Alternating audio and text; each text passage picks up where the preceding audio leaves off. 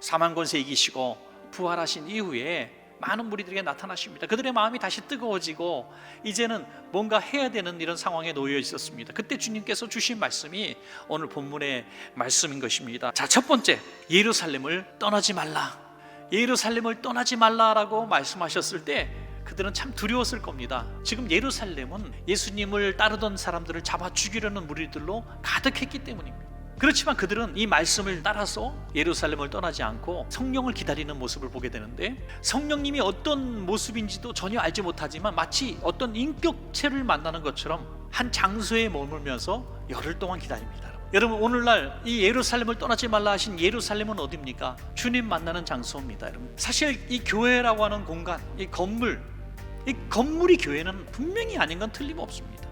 그러면 우리가 그냥 아무 곳에 가서 우리가 성전인데 우리 예수님 오십시오, 성령님 오십시오 하면 되는데 왜 우리가 모여서 예배해야 됩니까? 여러분, 솔로몬이 아름다운 성전을 짓고 하나님께 영광을 돌릴 때에 하나님의 약속이 있었습니다. 이제 이곳에서 하는 기도에 내가 눈을 들고 귀를 기울이리니 이는 내가 이미 이 성전을 택하고 거룩하게 하여 내 이름을 여기에 영원히 있게 하였습니다.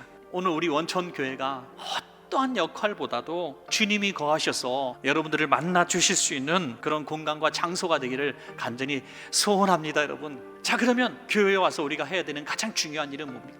다름 아니라 기도인 것입니다. 여러분, 정말 우리 교회는 기도하는 공간이 되기를 원합니다. 성령께서 우리의 마음을 놓고 하시고 기도의 장소로 부르시는 것은 평생 느껴보지 못했던 성령의 감동과 성령의 능력을 힘있게 될 줄로 믿습니다. 여러분, 두 번째로 예루살렘에서 땅끝까지 나아가라. 예루살렘에서, 다시 말해서 교회에서 성령 충만받고 위로받고 새 힘을 얻는 그것이 우리의 끝이 되어서는 안 된다는 것입니다. 다시 회복되어져서 세상에 나가 복음의 증인으로 살아야 한다는 것입니다. 여러분, 어떤 성도님이 굉장한 혈기를 갖고 살았던 성도님이에요. 어느 날 이렇게 얘기하는 거예요. 목사님, 저 미쳤나 봐요. 전에는 이 얘기 들으면 주목에 나갔을 텐데 화가 안 나요. 화가 안 나. 내가 하는 게 아니라는 거예요. 성령께서 나를 변화시킨 것입니다. 자, 내가 변화된 다음에는 어디로 나갑니까? 사마리아 땅입니다. 여러분, 오늘날 우리에게 사마리아 땅은요, 우리가 가서 복음을 전가하지 않으면 들을 수 없는 그런 삶.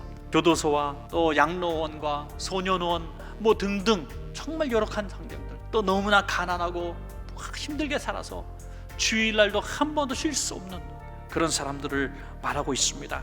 우리가 그런 곳에 가서 예수님의 사랑을 증거해야 한다는 것입니다. 그 다음이 어디입니까? 땅끝이라고 하는 것입니다.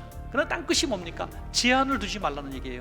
우리가 알지 못하는 문화권 그곳에 사는 사람들에게도 복음을 증거하라는 거예요. 그래서 우리는 가든지 보내든지 해야 된다는 것입니다. 복음의 빛을 졌기 때문에 우리는 복음을 증거해야 하는 것입니다. 그러므로 교회는 서로 위로하고 격려하고 힘을 줘서 이 힘을 가지고 교회 안에 쏟아놓는 것이 아니라 세상을 나가서 여러분의 가진 재정과 능력과 달란트를 가지고 사마리아와 땅끝까지 나가서 섬기는 역사가 있어야 할 줄로 믿습니다. 여러분, 우리의 힘과 능력으로 할 수 없습니다. 그래서 권능을 받아야 된다는 거예요. 권능을. 여러분의 입술이 성령의 권능의 입술 되시기를 간절히 바랍니다.